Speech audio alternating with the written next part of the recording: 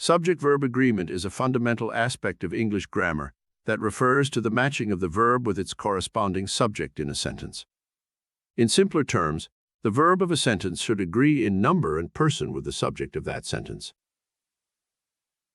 Here are a few key rules to keep in mind.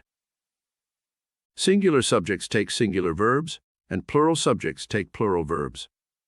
For example, the cat meows. Singular subject and verb. The cat's meow. Plural subject and verb. When a subject is composed of two or more nouns or pronouns joined by and, it usually takes a plural verb. However, if the nouns or pronouns are seen as a single unit, a singular verb may be used. For example, the cat and the dog are playing. Plural subject and verb. Peanut butter and jelly is my favorite sandwich.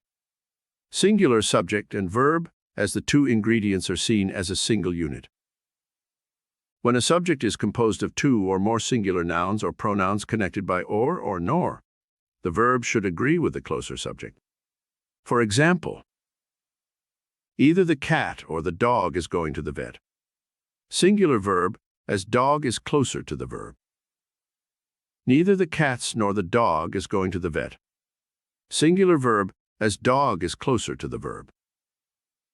When the subject is a collective noun, such as team, family, or class, it may take a singular or plural verb depending on whether the collective noun is seen as a unit or as individual members. For example, the team is playing well. Singular verb, as the team is seen as a single unit. The team are arguing about the strategy. Plural verb, as the team is seen as individual members. In summary, subject-verb agreement is an important aspect of English grammar that requires the verb to match the subject in number and person. It is important to pay attention to the rules outlined above to ensure that your writing and speaking are grammatically correct.